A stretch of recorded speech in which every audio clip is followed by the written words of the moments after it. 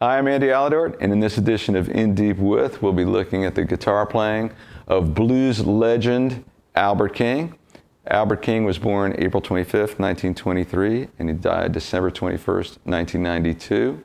He's one of the greatest blues guitarists and one of the most important and influential blues soloists on guitar that ever lived. He was a huge influence on Jimi Hendrix and Eric Clapton, Stevie Ray Vaughan, and continues to be a huge influence today. One of his signature elements, and he had a few of them, was that he played the guitar left-handed but strung for a righty, so the strings were upside down. So as you can imagine, this is a guitar strung for a righty. Albert took it, played it this way, so that the skinny string was on top, and then he would be pulling down for his licks, and he played a lot of licks on the higher strings using a tremendous amount of string bending, and he was an absolute master when it came to string bending, microtonally between half steps, quarter steps, incredibly expressive, really a one-of-a-kind player. The other thing is he was known for his choice of guitar. He played a flying V, and when he started out in 1958-59, really nobody was playing a flying V. That became part of his signature too. So in this lesson, we're going to be talking about some of Albert's stock licks, some of the most important licks, and how to achieve them on a standard tuned guitar strung normally. Here we go. So as mentioned, a big part of Albert's style is string bending, and he would bend the strings very often 2 whole steps or more, very large bends. And one of the things that facilitated that playing style is he would tune his guitar down a step and a half. So the high E string, instead of being E, would be tuned down to C sharp, down a step and a half. And the B string would be down to G sharp, and the G string down to E, likewise all the way across, making the strings very loose, and then he could bend the daylights out of them the way he did. But we're going to try to do everything on a normal tuned guitar because that makes it most applicable for everyday playing. I have 10s on this guitar. You could use 9s or 8s if you'd like to make the strings even a little more slack for string bending. Now, with the strings tuned that low and that slack, Albert generally played everything out of one position, or a tremendous amount of what he did came out of one position. So if we're in the key of A, there's our A root note, and Albert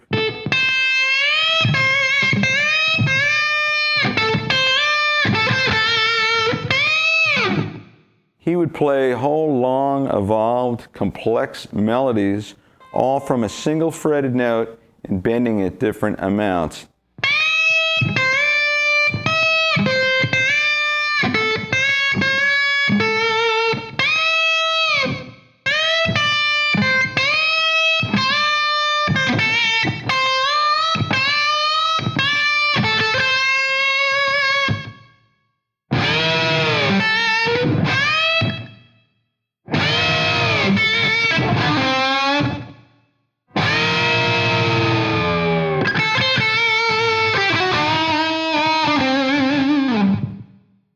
So as you can see in all these examples,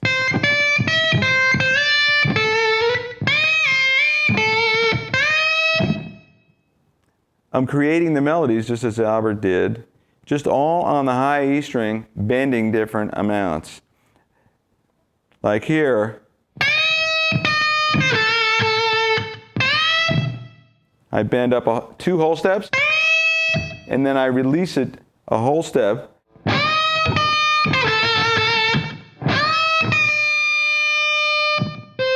and then completely release it. And then you can, using your ear, decide on how you want those bends to sound. If you want to start from a 2-step bend, but then release it like a quarter tone or a half tone.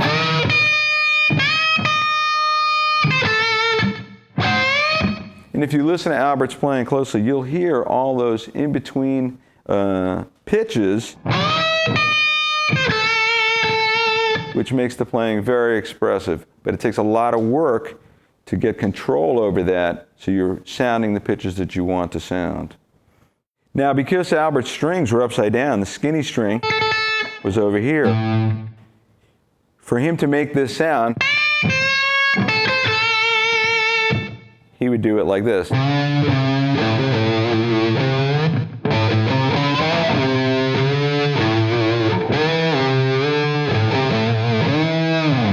So it would be all pulling down.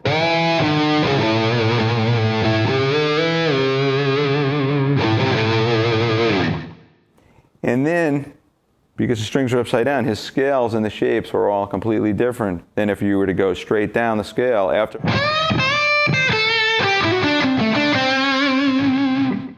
He had a whole other way he would do things.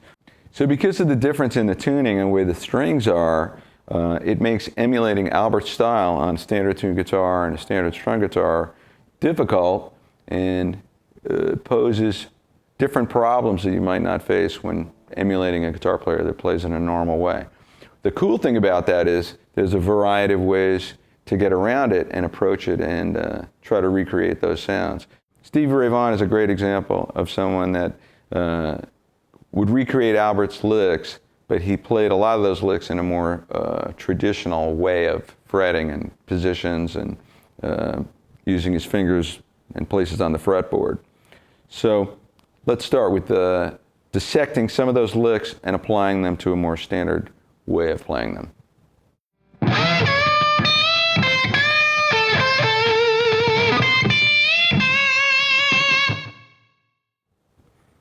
Okay, this lick right here, I moved the notes that are being bent to different fretboard positions because it actually makes it a little easier to do. As opposed to bending everything from here,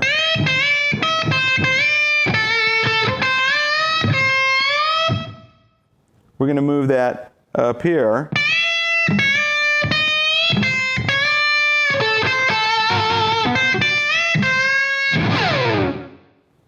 So I started 10th fret with a whole step bend, then I moved down to 9, do a half step bend. Now while that's bent, I'm going to fret the string and then bend it half step from there.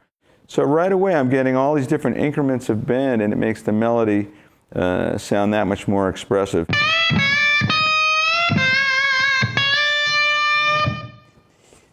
After fretting a C normally, I'm going to go back to that C sharp, bend up a half step.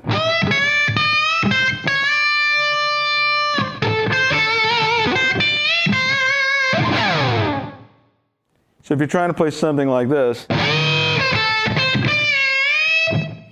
you could move it here,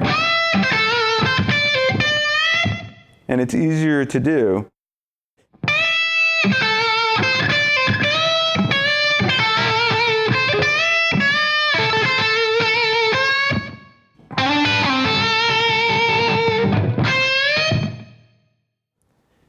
So you should be aware of that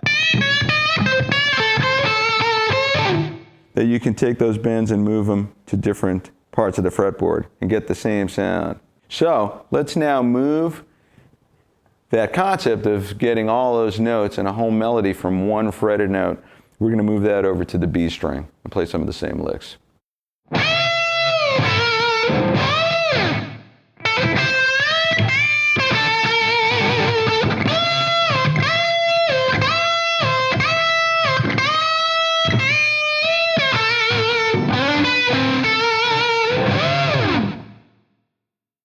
So right here, I was creating all those melodies just from that one fretted note.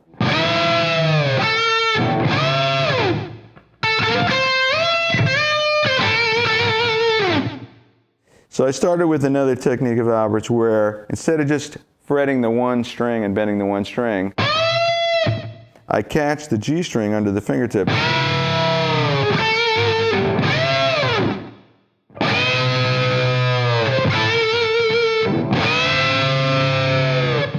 And you could try to catch more strings.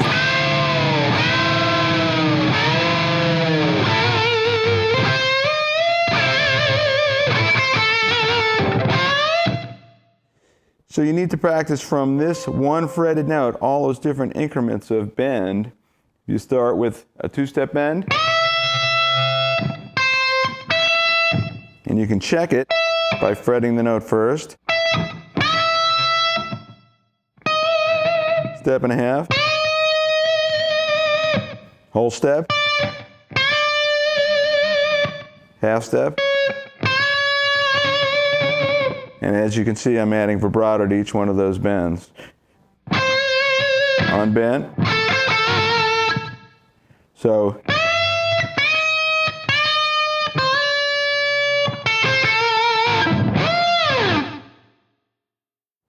then you can take that lick and move the bends over to the fourth, the D note, in the key of A, just as we had done over here.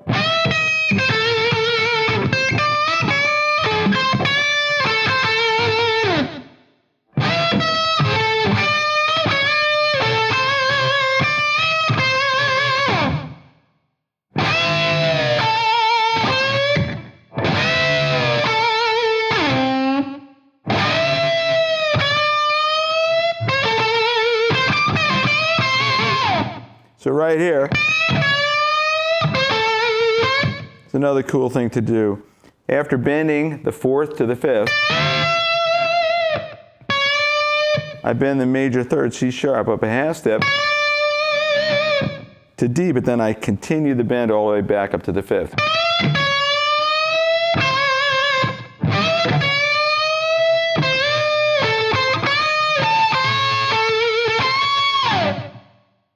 All right, we started by playing all those melodies from one fretted note on the high E string, and then moved it over to the B string because the B string is looser, less of a chance of breaking the string. But you can take that concept, move it over to the G string too, and play the same licks in that way. And by doing this, not only will it help you in terms of your fretboard knowledge and give yourself more options for soloing while you're improvising, but it's a great way to practice your string bending and bending with accuracy on the top three unwound strings. So let's move over, we're in the key of A still, to the C note on the G string up at the 17th fret, and we're going to do some of those licks up here.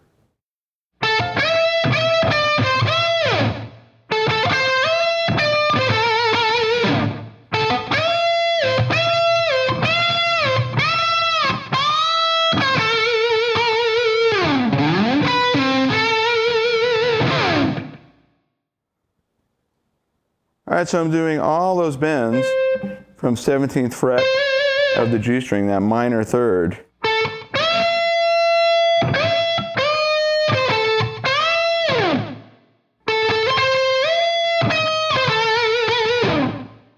So just as we had done on our other fretted C notes on the B string and the high E string, practice all those different increments of bend. So 2 whole steps. Step and a half, whole step, half step, quarter step,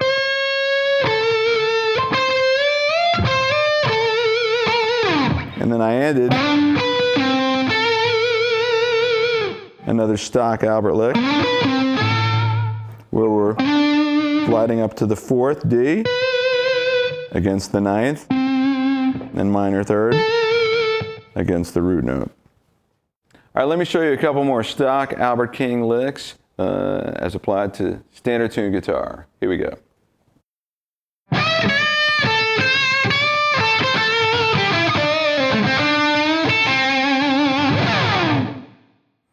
So in this lick, I started it using the similar stuff that I've been showing you before, but ended it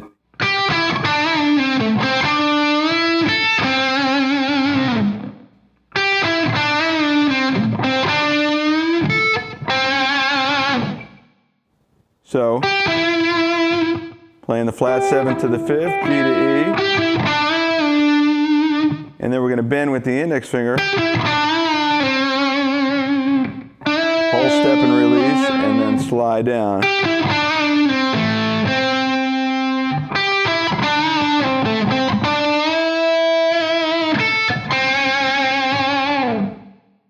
All right, all the licks that I've been doing thus far have been the kind of licks that Albert would play over a slow blues, which is one of the greatest ways to hear his incredible playing and technique. And another thing to think about in all the licks I've been doing is I've been picking with my fingers, because Albert didn't use a pick. He used his fingers, and he would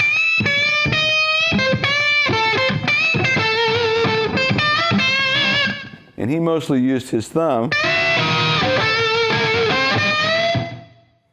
because he's hitting the strings. His high string was over here, so it made the most sense to use your thumb. I'm using my middle finger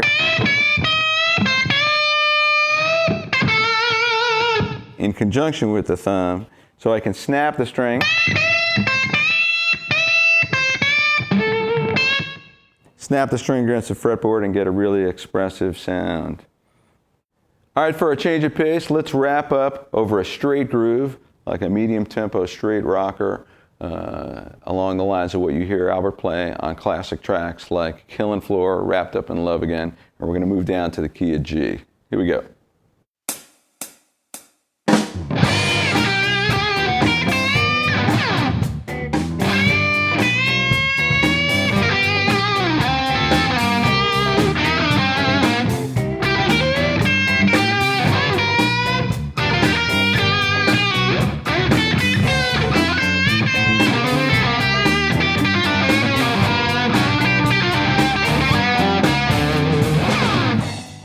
All right, we're over a straight groove here. I started those similar types of licks that we used earlier in the key of A.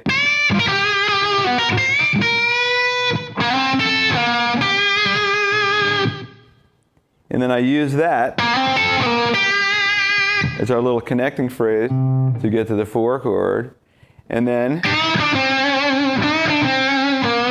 which is a really nice sound over the 4 chord, I'm bending the 5th.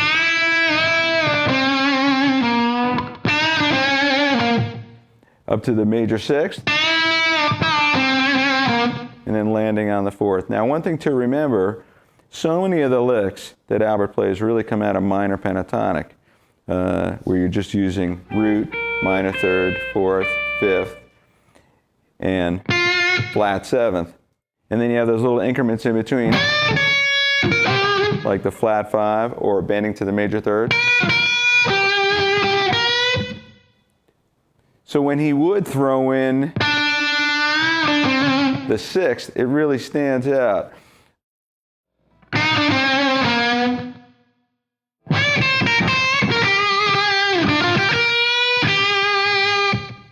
So I did that one as well. So when you get to that minor 3rd, because we're going back to the 1 chord here, you bend that minor 3rd up to the major 3rd. And then over the 5 chord, Albert liked to do a thing where it was sort of like going up a whole step.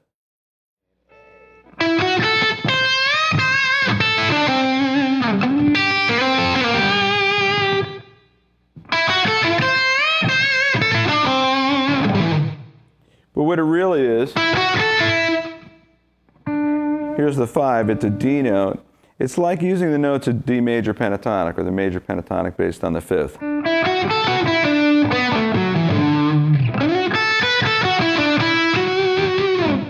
But then, just the way he phrased and the way his fingers fell on the fretboard, that's what's cool about it. It sounds a little ambiguous. And then, that little connecting lick again.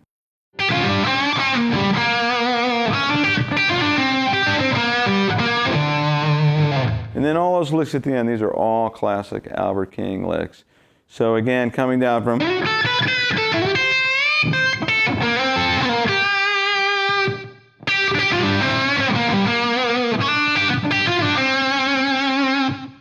so the first one,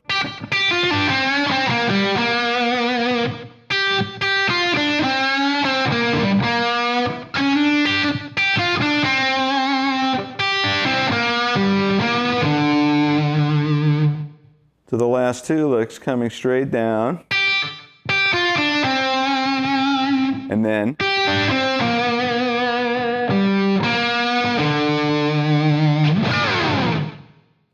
And one of the coolest things about Albert's recordings is you can hear him playing all these types of licks as applied to all different kind of grooves. So if you listen to like a hard driving 6/8 like Can't You See What You're Doing to Me, or straight 4/4 tunes like Born Under a Bad Sign, Wrapped Up in Love Again, or this like Killin' Florida, what we just heard. It's just great to see how he applies all those licks and his technique to these different grooves. There's a tremendous amount guitar players can learn from listening to Albert King, and I hope today's lesson has given you a little inspiration to check him out. I'm Andy Aledort. I'll see you next time.